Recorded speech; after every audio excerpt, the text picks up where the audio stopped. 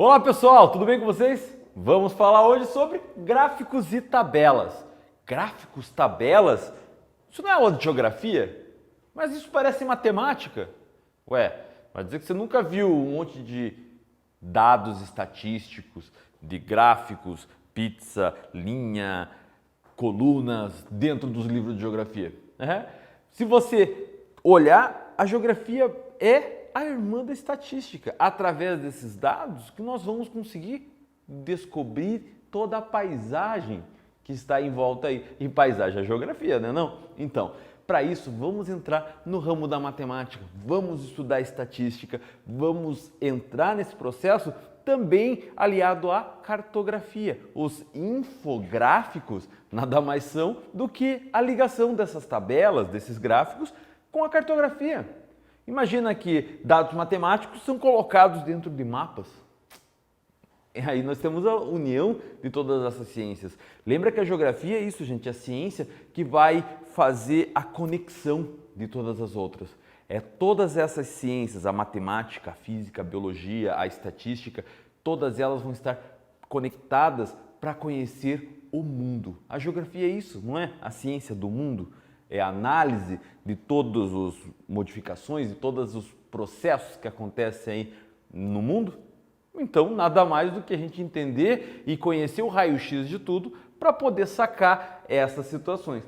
As tabelas começam aí, gente. Falando um pouquinho, elas servem para quê? Para organizar diversas informações que vocês captam. Por exemplo, aqui eu coloquei dois tipos de tabelas, que são as tabelas de entrada simples e as tabelas de entradas duplas. A primeira, a tabela de entrada simples, ela vai de fato só organizar.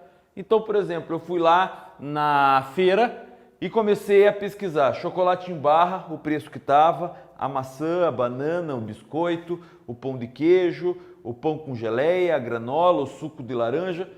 Basicamente isso aqui é aquela tabelinha que nós temos aí numa lanchonete, numa feira, no supermercado, onde vai estar ali o preço de cada coisa. Simplesmente organizou a informação. O que está querendo dizer aqui? Aquilo que você está vendo, que o chocolate em barra custa 50 centavos, que a maçã custa R$1, que a banana custa 70 centavos e assim sucessivamente. Essa é a função da tabela de entrada simples, organizar e simplificar a informação. Imagine um monte de informação, ela pum, acabou colocando ali. Agora nós temos aqui a tabela de entrada dupla.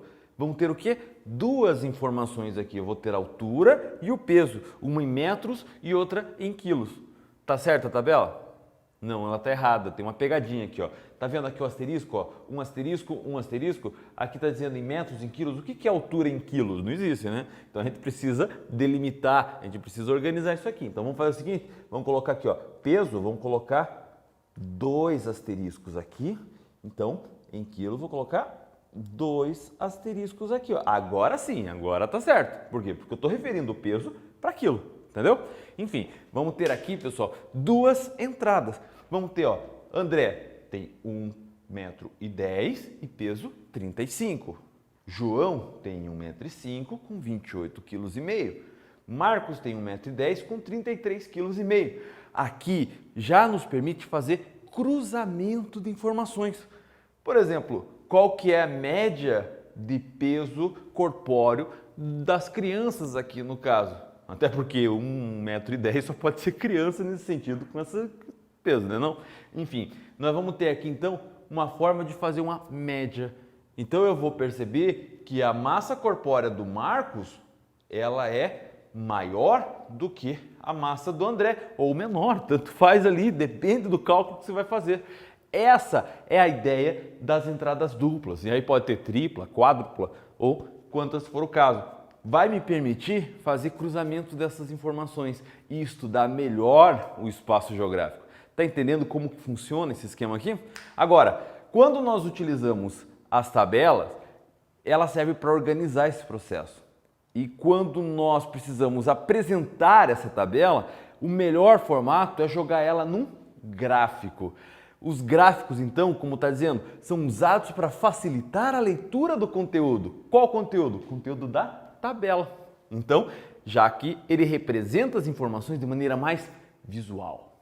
É ela que vai estar sempre mostrando para a gente assim, ó, pá, ali, direto, no ponto, para que a pessoa saiba a informação e consiga interpretar matematicamente ou geograficamente aquele determinado fenômeno. Agora, como que funciona? Temos três tipos principais: o gráfico de barras, o de setor e o de linhas. O gráfico de barras, ele já vai servir para comparar dados quantitativos, quantidade mesmo, sabe? Ó, eu coloquei aqui exemplos, ó, A, B, C, D e E, fenômenos diferentes aqui, e aqui nós temos a quantidade em metros. Se a gente olhar aqui, ele vai ter uma comparação simples, como nós tínhamos nessa tabela aqui, ó, de entrada simples. Aqui nós temos, ó, chocolate em barra 50 centavos, maçã R$1. O que eu quero dizer com isso aqui? Que o chocolate é mais barato que a maçã. Eu poderia colocar aqui chocolate em barra e maçã. Não é o caso aqui desse gráfico e dessa tabela, elas não são iguais. Mas poderia ser representado aqui tranquilamente. Agora, uma é mais barata ou mais caro que a outra. Essa é a sacada do gráfico, deixar explícito. O gráfico fala por si mesmo. Tá entendendo? Então aqui nesse caso, o A tem 300 metros, o B tem 500 metros. A que conclusão a gente vai chegar com isso? De que B é maior do que A. Tá entendendo? Tá aqui, ó. O gráfico de barra serve para isso, ó. Por que esse aqui é menor, por que esse aqui é maior? Essa é a ideia. Agora, o gráfico de barras, ele vê esses dados quantitativos. Agora, o gráfico de setor, ele vai utilizar já uma proporcionalidade. Vamos entender aqui, ó. Nós temos aqui os animais preservados, 250. Nós temos 383 animais ameaçados de extinção. O todo disso é quanto? 250 mais 383, que vai dar quanto? Vai dar 633. Isso aqui vai ser o 100%. Essa situação, então, vai ter o todo. Agora, dentro do gráfico de setor, que a gente chama também de gráfico de pizza, ok? Porque dá fome de a gente olhar isso aqui, não? Agora, nós temos uma parte dessa pizza representada os animais preservados e a outros ameaçados de extinção. Vai ter uma proporcionalidade dentro desse gráfico. É isso que ele quer mostrar, visualmente dizendo que os animais ameaçados de extinção são maiores do que os animais preservados. Essa é a lógica do gráfico de setor. Seguindo nesse processo, nós vamos ter o gráfico de linhas, que vai mostrar dados quantitativos, mas também vai mostrar evolução desses dados. Ele vai servir mais para tabelas de entrada dupla, tripla e diversas outras aí para ser representada de uma maneira melhor. Normalmente vai ser uma progressão de um determinado fator. Vamos dizer lá, tipo, a quantidade de favoritismo de um determinado candidato nas eleições. Então ele vai fazer aqui, o candidato X ele teve tantos por cento, agora ele tem menos, na outra semana ele vai ter mais. Isso vai servir o gráfico de linha, vai representar a evolução. Aqui eu coloquei um outro exemplo também aleatório. Veja, agosto de 2007, janeiro de 2008, maio de 2008, tem um certo tempo e aqui, ó, um cálculo de área. Então provavelmente aqui foi algo que aumentou e diminuiu. Vamos dizer que seja uma queimada, certo? Então, ó, houve uma queimada aqui, ó, em agosto de 400 km². Depois, em janeiro, aumentou lá para 800 km². Aí em maio diminuiu para menos de 100 aí, km². E assim sucessivamente. Aqui vai mostrar uma evolução.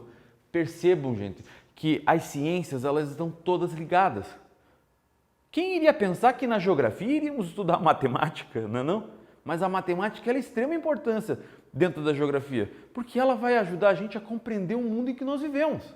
Dessa maneira que nós precisamos entender que as ciências estão interligadas. Assim como a matemática e a geografia, a biologia, a física, a química, a língua portuguesa, a arte, todas as outras ciências vão estar interligadas para melhor compreender o mundo. E compreender o mundo e entender o que está acontecendo nele é o principal objeto da geografia, não é não? Eu espero que você tenha entendido essa aula. Muito obrigado por ter assistido essa aula até aqui. Ó. Tchau, tchau.